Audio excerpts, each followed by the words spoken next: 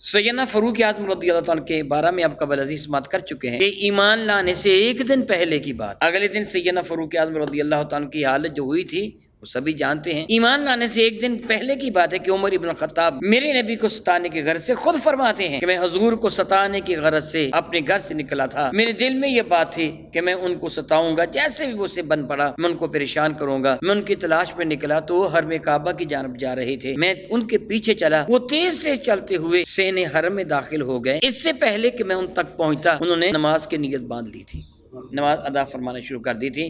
میں قریب جا کے کھڑا ہو گیا، پھر دیکھو تو صحیح اب یہ کرتے کیا ہیں۔ میرا یہ پروگرام تھا کہ میں ان کو ستاؤں گا۔ انہوں نے اسی سورہ برکہ سورۃ الحاقہ کی تلاوت کرنا شروع کر دی، چونکہ قرآن مجید فرقان حمید کا ایک انداز ہے، ایک اسلوب ہے، جس طرح اللہ رب العزت جل وعلا کا ارشاد میں پڑھ کے آپ کو سناتا ہوں، انہ کان لا یؤمن باللہ العظیم ولا یحض علی طعام المسکین وليس له اليوم ہاہنا حمیم ولا طعام الا من غسلین، یعنی سارے وزن برابر برابر آ رہے ہیں۔ کہتے جب میں نے یہ سنا نا تو میں نے کہا یہ تو بہت بلند پایا شاعر ہے، یہ تو شیروں کی طرح وزن برابر لا رہا ہے۔ کہتے ابھی میرے ذہن میں یہ خیال آیا تھا کہ میرے نبی نے یہ آیا برکت تلاوت کی جو ابھی آپ سن رہے ہیں کہ انہ لقول رسول کریم، یہ قول رسول کریم کا ہے، وما ہوا بقول شاعر، یہ کسی شاعر کا قول نہیں ہے۔ کہنے لگے میں نے دل میں خیال کیا کہ میں تو ان کو شاعر کہہ رہا تھا اور ان نے کہہ دیا یہ کسی شاعر کا قول نہیں ہے۔ قلیلا ما تؤمنون،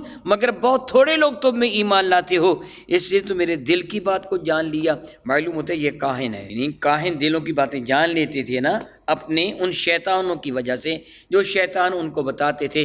میں نے کہا یہ تو کاہن معلوم ہو رہا ہے، تو انہوں نے اگلی بار تلاوت فرما دی، ولا بقول کاہن، یہ کسی کاہن کا قول نہیں ہے۔ قلیلا ما تذکرون، بہت تھوڑے لوگ ہیں جو تم میں نصیحت قبول کرتے ہیں۔ عمر کہتے ہیں کہ میرے پاؤں تلے سے زمین نکل گئی، میں نے ان کو دل میں شاعر خیال کیا، انہوں نے کہہ دیا یہ شاعر کی بات نہیں ہے، میں نے کاہن خیال کیا، انہوں نے کہہ دیا یہ کاہن کی بات بھی نہیں ہے، یہ یقیناً بالیقین کوئی بہت بڑی بات ہے۔ اس وقت تو میں ستا نہ ان کو سکا، مجھ پر ہیبت ہی ایسی طاری ہو گئی تھی، میں آ گیا۔ اگلے دن میں نے پروگرام بنایا کہ اب میں ان کو معاذ اللہ شہید کروں گا، تلوار لے کر گھر سے نکلا۔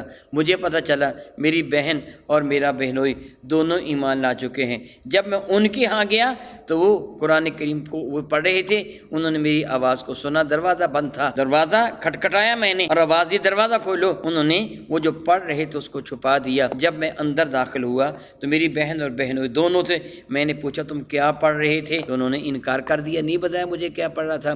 تو میں نے اپنی بہن کو مارا، اپنے بہنوئی کو مارا، اتنا مارا کہ ان کے منہ سے خون نکلنے لگا۔ تو میری بہن پھر آگے بڑھی اپنے خاوند کو بچانے کے لیے، کہنے لگی عمر کیا چاہتے ہو، تم ہمیں قتل کرنا چاہتے ہو، مارنا چاہتے ہو؟ کعبہ کے رب کی قسم ہم جان تو دے دیں گے مگر دامن مصطفیٰ نہیں چھوڑیں گے، جو تجھ سے ہو سکتا ہے کر لے۔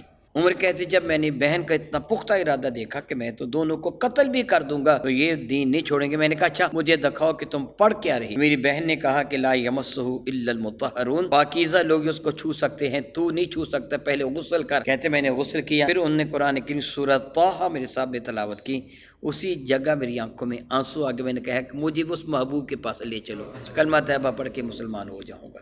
چنانچہ میں دار ارقم میں حاضر ہوا اور کلمہ طیبہ پڑھ کے مسلمان ہو گیا۔ قرآن مجید فرقان مجید کا یہ اعجاز ہے، یہ معجزہ ہے۔ مزید ویڈیوز اور اپڈیٹس کے لیے ہمارا یوٹیوب چینل 787 STV سبسکرائب کریں اور بیل آئیکن پر بھی کلک کریں۔